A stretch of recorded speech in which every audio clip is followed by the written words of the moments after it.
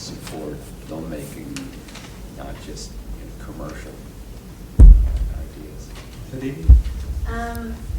So I saw the movie, and I guess I want to ask you what you want to be to the audience. But I wanted to. What do you want to convey through your work to the audience? So like, what do you want to feed to the audience? What did you just say? I have to, I read a lot of scripts, and I have these relationships with, 8 or 10 directors who I've worked with and who are good friends.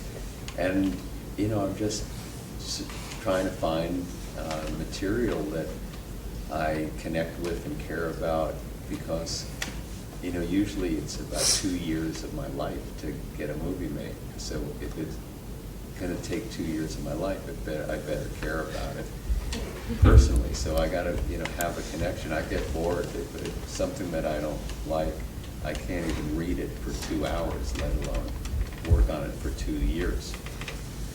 So I just, get halfway through it. I want to put half the things away and not open them anymore. So, this was something that I read it quickly, I liked it, and the more we talked about it, the more interesting it got. And that's the test for me. If that happens, I can't really predict. I'm not looking for anything specific. It doesn't have to be commercial. It doesn't have to be a book. It doesn't have to be anything that's particularly popular. It just has to be a good story that I want to do and tell. And whether it's a little girl, a teenager in Palestine, or a teenager in this futuristic North America. I think there is a common thread. I guess I have my own personal taste, and it keeps on coming back. Maybe telling it in different ways through different people, but I don't know how exactly to explain what it is beyond that. So is it like you said before, it's like an underdog kind of story? Yeah, where you want to tell, not necessarily portray a person who has the biggest voice. Yeah, exactly. I always liked those underdogs. That's exactly. I haven't seen Hunger Games, but you say it was more of an independent way of approaching it. But when you have to work with the bigger companies like Time Warner and Fox, and is there ways you have to change the way you approach the film when it's on such a more Hollywood-esque scale, and to keep your independent creativity? Yeah, obviously, if you're making Batman or Spider-Man or Pirates of the Caribbean, there are rules you have to stick with. And you've never encountered that. Well, I've just chosen not to pursue that, but I don't know. There are a couple of movies that could have been a little bit closer to that world, and I've done a lot of studio movies, but they've been more independent movies that a studio will take a chance on because they're making those big commercial movies and they want to have something for Oscar season, and they'll say, okay, you guys go off and here's a little bit of money and make this movie, and we don't really want to know because we don't know how to do that kind of thing. They're really all about trying to make these big commercial blockbusters. And when you get into that game, they take it really seriously, and they're that's when they want to bring in their marketing department and start to figure out who their audience is early on. And do you test? Did you test? Did Hunger Games have a test? No test.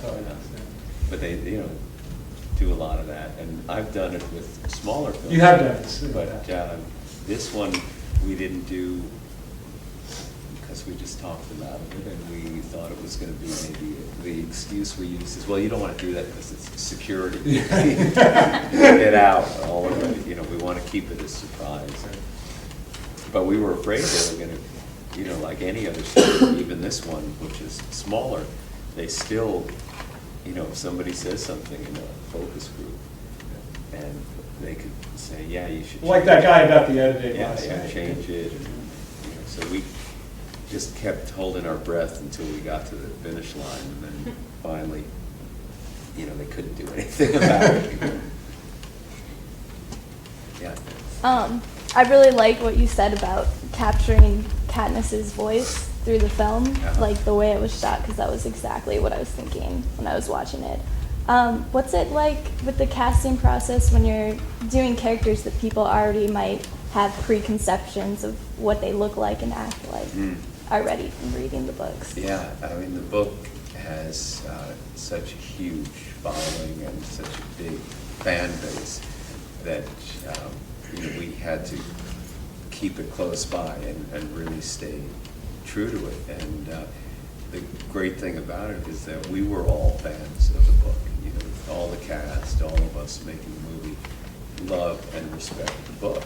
So we wanted to serve the book and do it correctly.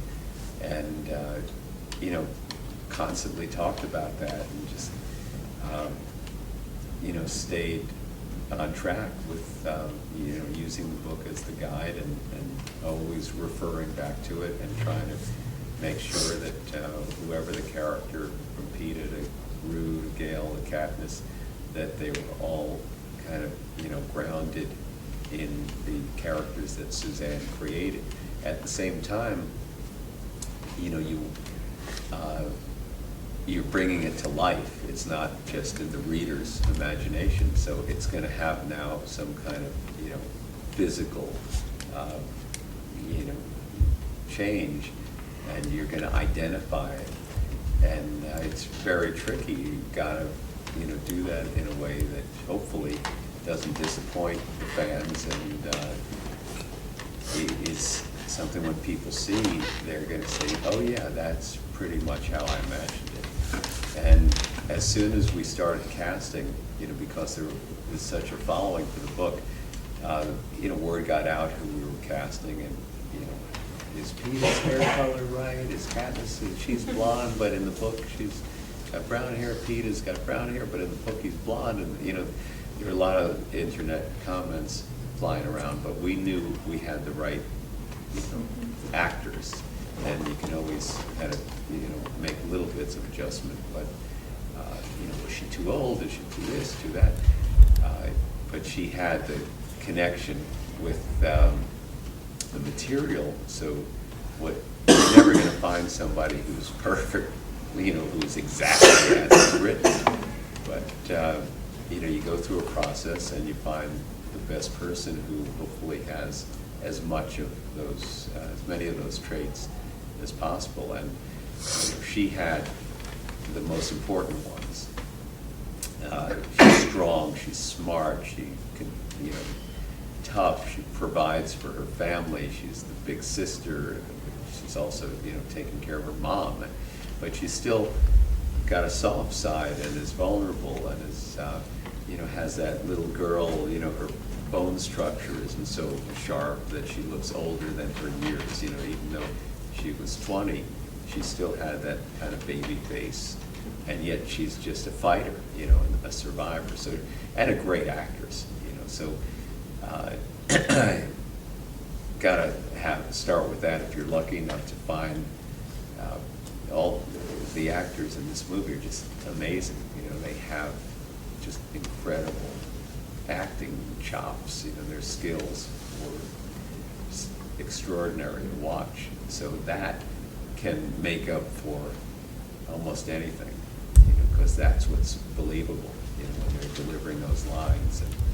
And you got to really get the script right, and you have to do a good job casting, and then it just comes down to where you put the camera and making sure that you create a look that's interesting. And once you're on the set, you can't really do too much about the first two.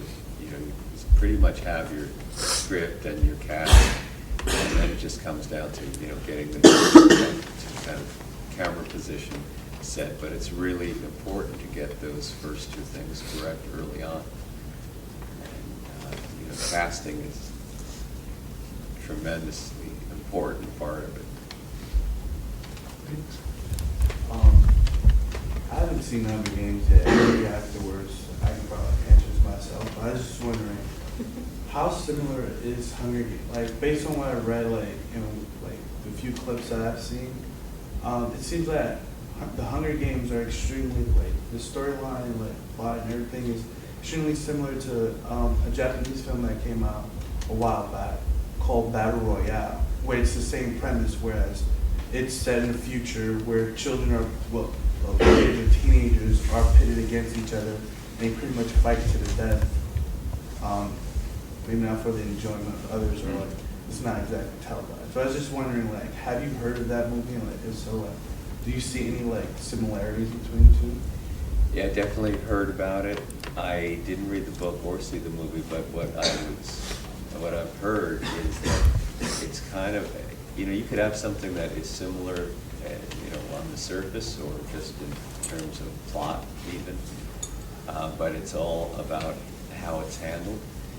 And that movie sounds like it was handled in the exact opposite way. It's supposed to be really good, but it's also supposed to be very graphic, very violent, very bloody, and you know, kind of deals with the violence more and the killing and, you know, the brutality of that.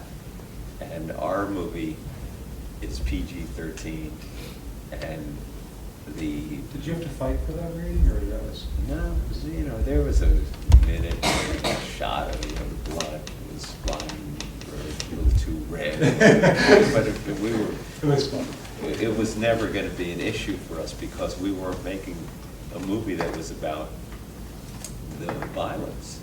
And but there's a story to be told about the violence, and I guess that movie does it, and does it really well.